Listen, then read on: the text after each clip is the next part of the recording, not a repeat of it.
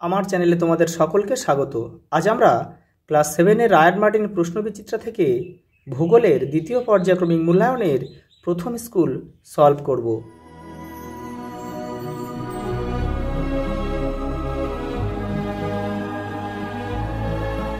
দেখে নাও প্রথম school Krishnanagar government girls high school.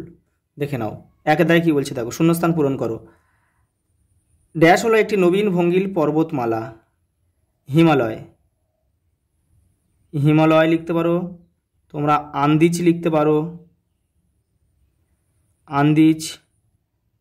Rocky, Alps, এগুলো সবই কিন্তু নবীন ভঙ্গিল পর্বতমালা। পরেরটা দেখো, ভারতের সিন্ধু গঙ্গা ব্রহ্মপুত্র সমভূমি হলো ড্যাশ সমভূমির উদাহরণ। পলি গঠিত সমভূমির উদাহরণ। পরেরটা দেখো, পৃথিবীর বৃহত্তম মালভূমির নাম কি? তিব্বত। তিব্বত হচ্ছে পৃথিবীর বৃহত্তম মালভূমি, আর পৃথিবীর উচ্চতম মালভূমি হচ্ছে পামির মালভূমি, যেটাকে পৃথিবীর ছাদ বলা হয়। পরেরটা দেখো, চারের দাগে দেখো, পর্বতমালা থাকার জন্য সাইবেরিয়ার তীব্র ঠান্ডা বাতাসকে বাধা দিয়ে ভারতে শীতের তীব্রতা কমিয়ে দেয়। হিমালয়, হিমালয়। পরেরটা দেখো, বেশিরভাগ মালভূমি অঞ্চল প্রচুর খনিজ সম্পদে সমৃদ্ধ। খনিজ সম্পদে সমৃদ্ধ। কোশি নদী গঙ্গা নদীর উপনদী। পরেরটা দেখো, শুষ্ক অঞ্চলের সুগভীর খাতকে গিরিখাতকে কী বলে? Canyon, canyon. পরেরটা দেখো, যে নদী একাধিক দেশের মধ্যে দিয়ে প্রবাহিত হয় তাকে আন্তর্জাতিক নদী বলে। আন্তর্জাতিক নদী বলে। দেখো পরেরটা দেখো, পৃথিবীর বৃহত্তম নদী আমাজন।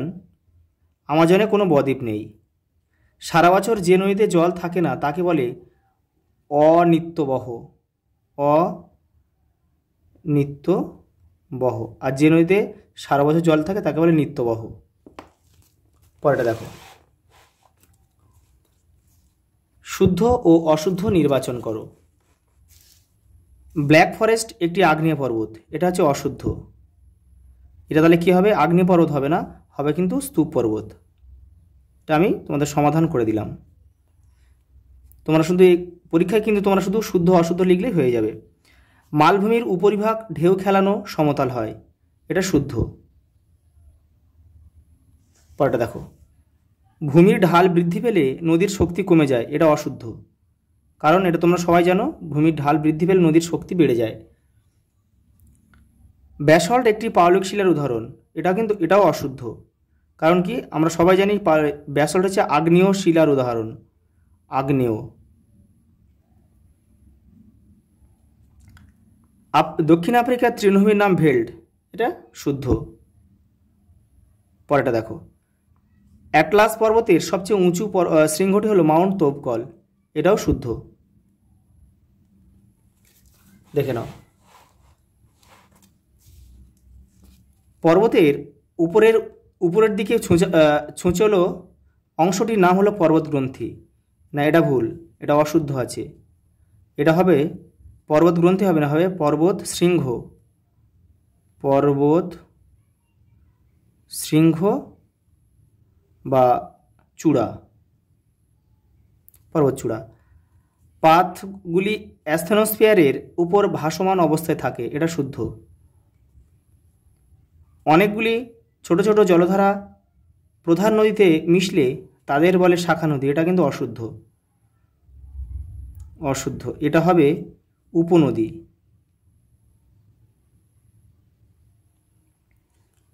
পরেরটা দেখো, প্রাচীনকালে টাইগ্রিস ইউফ্রেটিস নদীর ধারে চৈনিক সভ্যতা গড়ে উঠেছিল, এটা কিন্তু চৈনিক সভ্যতা হবে না, এটা অশুদ্ধ আছে। অশুদ্ধ, তাহলে কি হবে? এটা হবে সুমেরীয় সভ্যতা। সুমেরীয় সভ্যতা। পরে দেখো, আর এই চৈনিক সভ্যতা গড়ে উঠেছিল কিন্তু নীল নদের তীরে। পরেরটা দেখো, তিনের দাগে রয়েছে দেখো বাম দিকের স্তম্ভর সঙ্গে ডান দিকে মেলাও। আচ্ছা, কঙ্গো নদী অববাহিকা, এটা হবে ঘন জঙ্গল চিরসবুজ, এটা এখানে এক লিখতে হবে। পরেরটা দেখো, গৃহস্থ উপত্যকা দুটি ফাটলের মধ্যবর্তী নিচু অংশ, এখানে 2 লিখবে। তীর চিহ্ন দিয়ে কেউ মেলাবে না। নীলনদ হবে মোহনায় সুবিশাল বদ্বীপ। সাহারা প্রায় বসতিহীন অঞ্চল। আর মাউন্ট কিলিমাঞ্জারো বরফে ঢাকা শৃঙ্গ। দেখো 4 দাগে কি দিয়েছে দেখো, দেখে নাও। এই যেখানে প্রশ্নগুলো রয়েছে এর উত্তরগুলো কিন্তু এখানে দেওয়া রয়েছে, এখান থেকে তোমাদের খুঁজে বের করতে হবে। দেখে নাও, নদীর জল উপর থেকে নিচে ঝাঁপিয়ে পড়ে, এটাকে আমরা কি বলবো? জলপ্রপাত। তোমরা কিন্তু এখান থেকে খুঁজে উত্তরটা বের করতে হবে তোমাদের। যেমন এটা রয়েছে, এ দেখো, এই যে জলপ্রপাত। পরেরটা দেখো, নদীর দুধারে বন্যার সময় পলি জমে সৃষ্টি হয় প্লাবনভূমি। প্লাবনভূমি, এই প্লাবনভূমিটা এখানে খুঁজে বের করতে হবে। প্লাবনভূমি, এই যে প্লাবনভূমি। পরেরটা দেখো, শুষ্ক অঞ্চলের গভীর গিরিখাত। শুষ্ক অঞ্চলের গভীর গিরিখাত হচ্ছে ক্যানিয়ন। আচ্ছা, ক্যানিয়নটা এখান থেকে আমাদের খুঁজে বের করতে হবে। ক্যানিয়ন, এই যে ক্যানিয়ন। পরেরটা দেখো, যে নদীতে সারা বছর জল থাকে, নিত্যবহ নদী। আচ্ছা, নিত্যবহ, এই যে নিত্যবহ। আচ্ছা, যে নদী যা বহন করে, পলি বহন করে, এই যে পলি। পরেরটা দেখো, একটি ভঙ্গিল পর্বত আল্পস। এখানে আল্পস রয়েছে, এই যে অনেকগুলো আছে কিন্তু আল্পস নামটা এখানে রয়েছে, আল্পস। একটি আগ্নেয় পর্বত, এখানে দেখতে হবে আগ্নেয় পর্বত অনেক আছে, এখানে আছে ভিসুভিয়াস। এই দেখো ভিসুভিয়াস।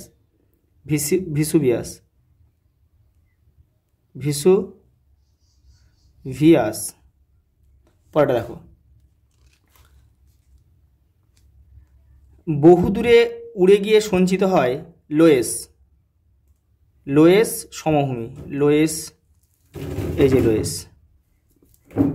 আচ্ছা, পরেরটা দেখো, পৃথিবীর ছাদ পামির। এটা তোমরা সবাই জানো। পামিরটা কোথায় আছে? এই যে পামির মালভূমি। দক্ষিণ আমেরিকার ভঙ্গিল পর্বত হচ্ছে আন্দিজ। তাহলে আন্দিজটা এখানে কোথায় রয়েছে দেখতে? এই যে আন্দিজ। দেখো 5 দাগের প্রশ্ন কি বলেছে দেখো। একে বলেছে পর্বত বেষ্টিত মালভূমি ও ব্যবিচ্ছিন্ন মালভূমির সৃষ্টি সম্পর্কে ছবি এঁকে ও উদাহরণ দিয়ে লেখো। দেখে নাও, তোমাদের টেক্সটে 40 নম্বর পেজে রয়েছে, দেখে নাও। এই যে দেখে নাও, পর্বত বেষ্টিত মালভূমি, এই যে এখান থেকে রয়েছে, এখানে ছবিটা এই রয়েছে, এই যে। আর দেখে নাও ব্যবিচ্ছিন্ন মালভূমিটা, দেখে নাও, এই যে এইখান থেকে লিখবে ব্যবিচ্ছিন্ন মালভূমি, যে ব্যবিচ্ছিন্ন মালভূমি।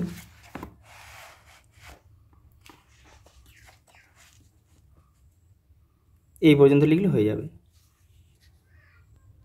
পরের প্রশ্ন দেখো, জলপ্রপাত কিভাবে সৃষ্টি হয় ছবি এঁকে ব্যাখ্যা করো। দেখো তোমাদের টেক্সটের 54 নম্বর পেজে উত্তরটা রয়েছে, এই যে দেখে নাও, এখান থেকে লিখবে এই পর্যন্ত জলপ্রপাত সৃষ্টি করে।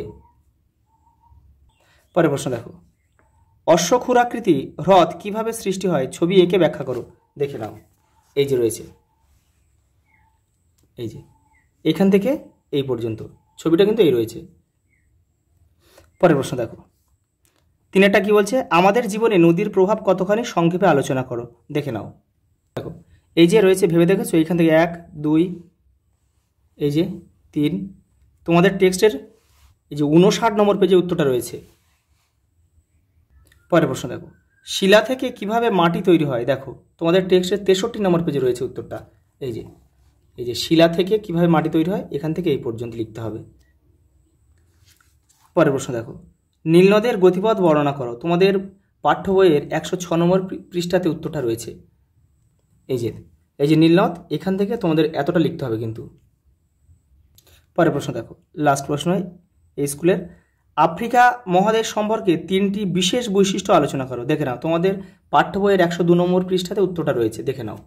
এই যে 3টি বিশেষ, 1, 2, 3, 4, 5, 6, এখান থেকে যে কোনো 3টে তোমরা করে নেবে তোমাদের সহজ মতো করে। আজ এই পর্যন্ত, দেখা হবে পরের ভিডিওতে।